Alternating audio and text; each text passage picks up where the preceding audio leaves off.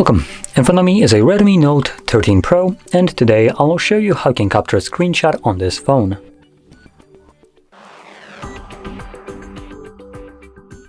So to get started, open up content that you wish to capture. I'll be using the home screen as an example for this, so it's already open and visible. So once that is the case for you, simply hold your power button and volume down at the same time.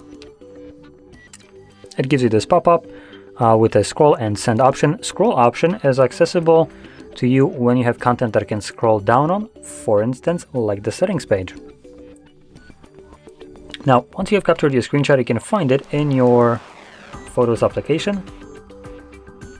There we go. And it's going to appear under Today if you have just captured it. But later on, if you want to find it, you might have an easier time. Never mind, it's also stored on the camera, which doesn't make it any convenient. The reason I'm kind of pointing that out is because most devices create a specific album called screenshots or screen recordings, but Xiaomi just decides that, we don't need it. And it's smack in the middle along with your photos and videos, which, as you can imagine, if you capture a lot of screenshots, that is going to get very kind of messy. But in any case, that being said, if you found this video helpful, don't forget to hit like, subscribe, and thanks for watching.